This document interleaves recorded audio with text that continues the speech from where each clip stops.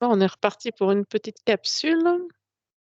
Donc, Patricia, je regardais des vidéos de médiums qui disaient donc qu'elles ne contrôlaient pas leurs dons, qu'elles recevaient des messages, mais sans les avoir appelés. J'aimerais que tu te connectes à cette information. Tu peux te connecter à la personne, on en a parlé avant. On va maintenir son identité, secrète. Voilà, Pas de pub, pas de délation. Oui, j'y suis. très bien. Donc, quand elle reçoit ces informations, qu'est-ce que tu perçois? Alors déjà, je vois une énergie très, très sombre, très sombre. Je vois beaucoup de noir, des yeux, pas de reptiles, mais des yeux très noirs, très sombres, quelque chose qui n'est pas, typiquement humain, tu vois, déjà. Je vois des ouais, c'est des yeux humanoïdes que je vois, tout simplement, D'accord. déjà. Donc, dans son espace?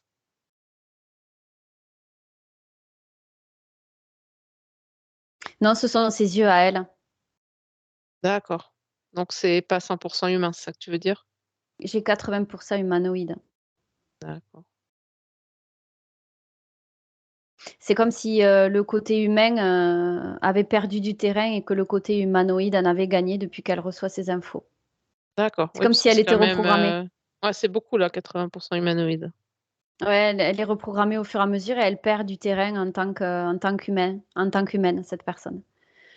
Donc au final, tout ce que je vois, c'est alors quand elle reçoit ces infos, pour répondre à ta question, je vois que c'est comme si elle recevait des téléchargements énergétiques, mais en fait, ça c'est comme un marteau-piqueur, tu vois?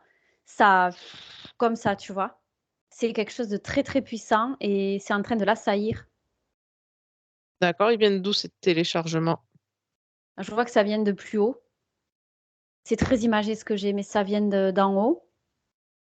Comme à travers, c'est une espèce de colonne lumineuse et c'est par là que ça lui arrive, en fait.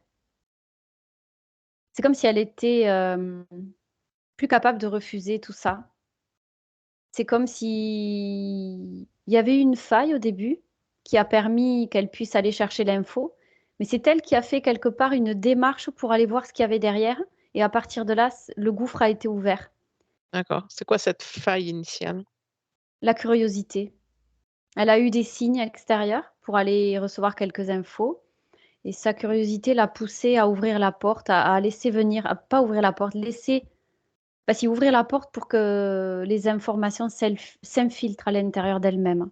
D'accord. Et ces informations, ils viennent d'où? Alors c'est des informations qui viennent de l'astral tout autour. Heu, ça vient tous azimuts, je vois en elle, ça vient de partout et c'est des informations, c'est colossal la somme qui s'infiltre en elle, en fait. Ouais, C'est beaucoup trop. d'accord. Donc, cette médium, elle aide à retrouver des gens, des animaux, des choses, comme ça. Est-ce que c'est des informations qui viennent forcément de l'astral, hein?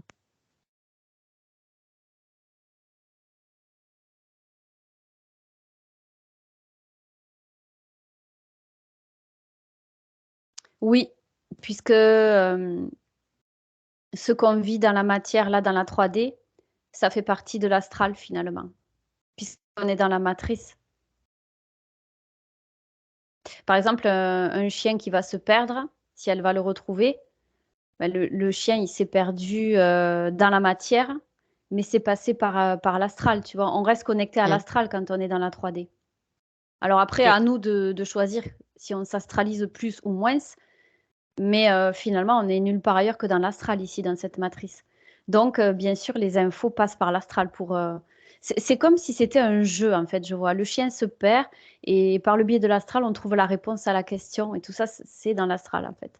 C'est astralisé. d'accord. Et se connecter directement avec la conscience de la personne ou de l'animal?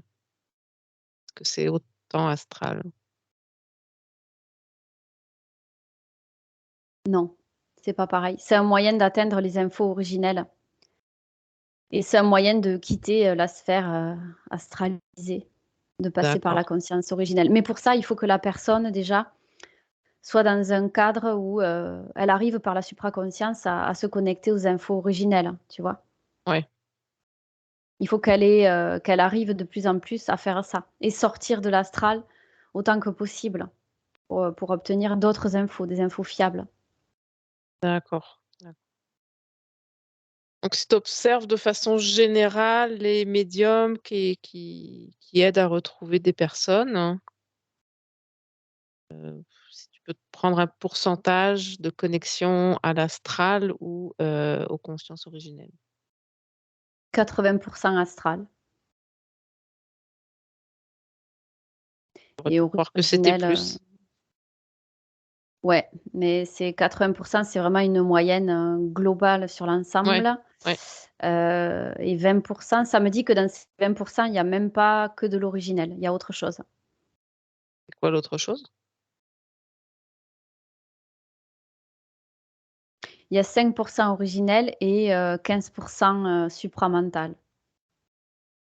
Quoi la différence?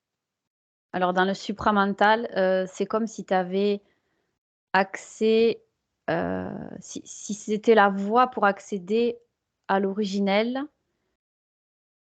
mais que tu n'y étais pas complètement. C'est comme si c'était un pont entre, Mmh. l'astral et l'originel, tu vois? C'est un moyen d'obtenir D'accord, des infos fiables à 95, mais pas complètement. Tu es sur la voie, mais c'est pas du 100 originel. d'accord, bah, c'est intéressant ça. Donc le Ouais. supramental, c'est pas une fin en soi.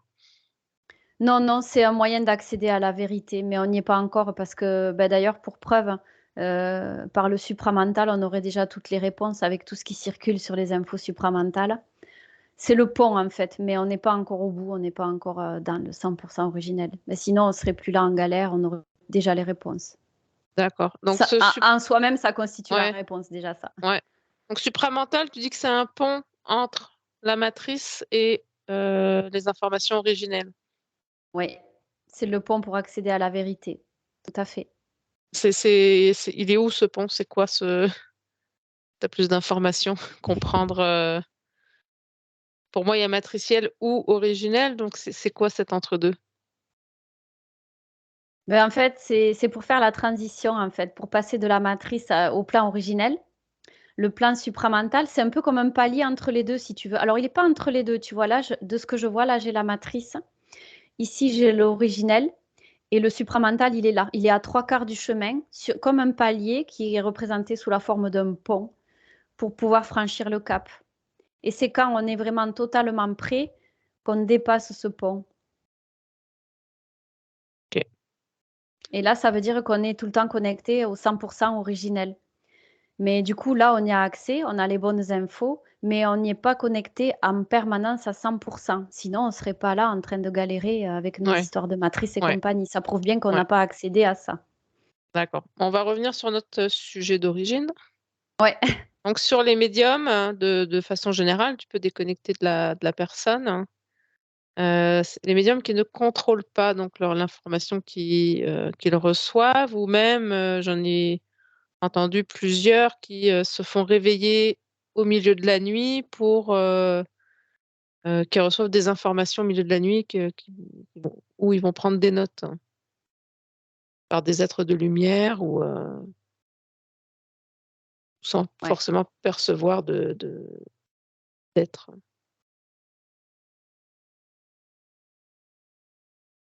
Ben là, ces personnes-là, c'est un peu comme si elles étaient les marionnettes finalement des êtres qui viennent les déranger en pleine nuit. Elles sont contraintes parce qu'elles ont ouvert à un moment donné une porte et ça a constitué un accord, un pacte, un contrat signé. Dès l'instant où tu ouvres la porte pour aller chercher cette curiosité derrière, quand tu as un signe, tu ouvres la porte et tu signes le pacte. Donc, une fois que tu as signé le pacte, elles se font déranger régulièrement et c'est comme si, elles ne pouvaient plus refuser de se faire déranger et d'accepter les informations qui viennent. D'accord. Donc par exemple, quand tu parles de portes ouvertes, ça me fait penser, il y a beaucoup de vidéos sur comment canaliser. Ouais. Est-ce que c'est une porte ça?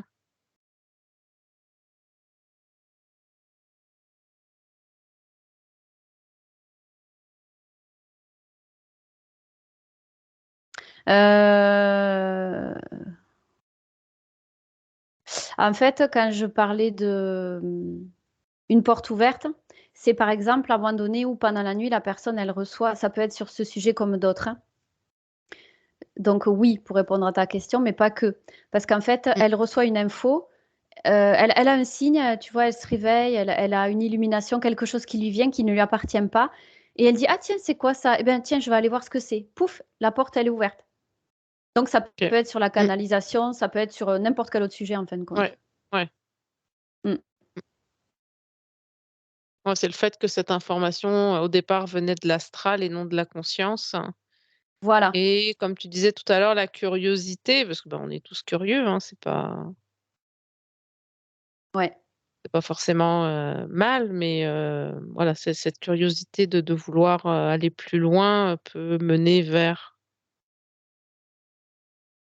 Ouais, voilà, ça plus mène vers, d'astral. Ouais, vers la dépendance en fait, hein. Tu ouais. signes un contrat, hein, et tu es lié. Donc ça peut être Mmh. la curiosité, puis je vois que ça peut aussi être le fait que, quelque part, elle dit implicitement «oui», à quelque chose qui lui est quelque part, qui est tenté de lui être imposé. Ouais. C'est-à-dire, pour réussir à l'obtenir, pour canaliser, pour recevoir les infos, c elle peut dire oui à ça, sans pour autant être curieuse. C'est comme si elle se sentait comme le devoir de répondre à un appel, voilà, c'est ça. Mmh. Et là, elle met le pied dedans, en fait, le doigt dans l'engrenage. Ouais, très bien. J'ai eu aussi le cas de personnes, qui, sans le vouloir, se connectaient, donc recevaient des flashs, d'informations, juste en discutant avec les personnes et c'était pas du tout contrôlé non plus. Donc là, c'est peut-être un autre cas. Tu peux me dire ce que tu perçois là-dessus?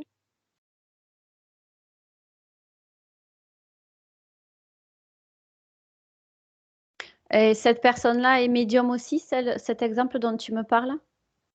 Pas forcément médium, mais elle recevait des flashs par rapport à la discussion qu'elle avait, mais elle essayait tout le temps de bloquer ça parce que, bah, ça dérangeait quoi, c'était pas voulu. Alors, il y a 2 cas dans ce type de situation. Il y a les personnes qui sont connectées, à leur conscience originelle, qui sous forme de flash, tu vois, quand on n'est pas dans le 100 justement, originel, c'est ça qui se passe. C'est que tu reçois des flashs par moment. Tu es pas en permanence connecté, mais par le biais du supramental et de ce pont, tu peux avoir des infos qui te viennent de temps en temps, qui sont fiables. Il y a ce cas de figure-là, des personnes qui sont connectées ponctuellement à leur conscience originelle, qui ont les vraies infos. Il y a aussi celles qui sont, dans le cas des médiums qui sont, comment dire? Prisonnières finalement, qui ont signé des contrats implicites avec ces entités qui les utilisent pour canaliser.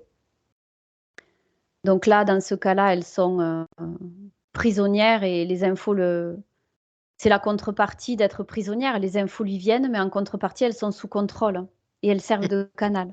Donc il y a ouais, 2 cas de figure. Il y a celles qui sont vraiment connectées à la conscience originelle, qui ont des flashs de temps en temps et celles qui sont sous contrôle et qui, plus elles sont sous contrôle de ces entités qui canalisent, plus finalement, dans le cas qu'on a vu là pour cette médium, elle est de plus en plus, elles deviennent de plus en plus humanoïdes finalement, parce qu'à travers mmh, ça, ils prennent le contrôle sur elle. d'accord et donc dans le premier cas où la personne est connectée à sa conscience originelle, mais qu'est-ce qui fait qu'elle contrôle pas ces informations?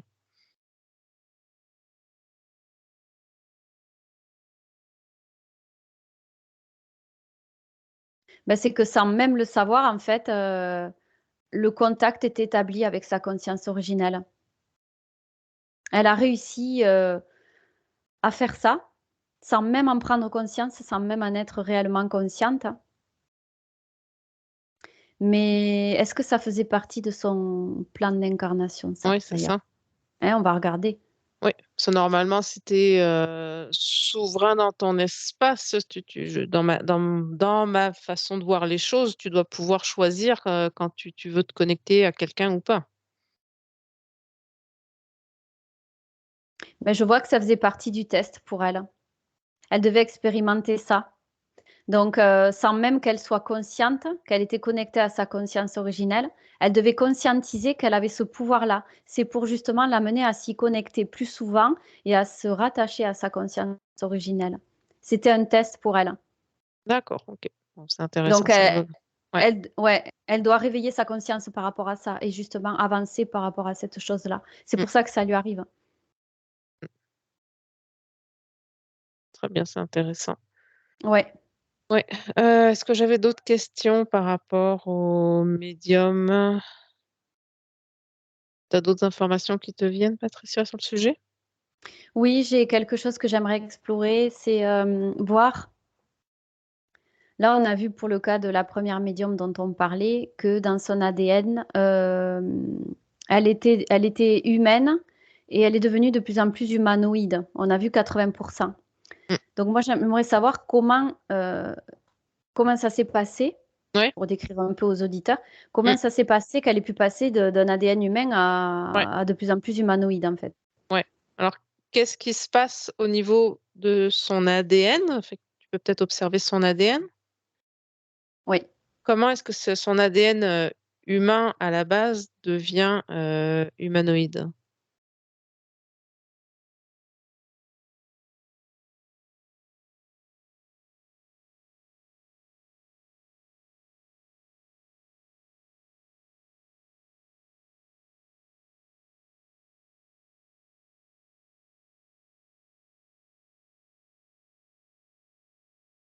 J'avais parlé de cette histoire de marteau-piqueur où je voyais aussi qu'elle se faisait complètement. Comme quand tu te fais un tatouage, tu sais, tu as les milliers de fois où l'aiguille se plante dans la peau comme un marteau-piqueur. Mais là, c'est exactement cette image que j'ai vue quand elle canalisait. Les débuts, tu sais, pour qu'elle puisse Ouais, se mettre en position de canal. d'accord. Et qu'il y a de Je voyais que c'était ça. l'information qui vient se rajouter par-dessus son ADN. Oui, c'est comme si on l'imprimait, tu vois, quelque Ouais, part, ouais, avec quelque chose qui ne lui appartient pas. C'est comme si on ouais, l'a réimprimé. C'est exactement ouais. ce que j'ai Parce que là. En plus des l'ADN originel ne peut pas être modifié, lui, en tant qu'ADN Ouais, originel. ben ouais, C'est des, pardon, c'est des ajouts par-dessus. oui, c'est l'ADN physique, subtil.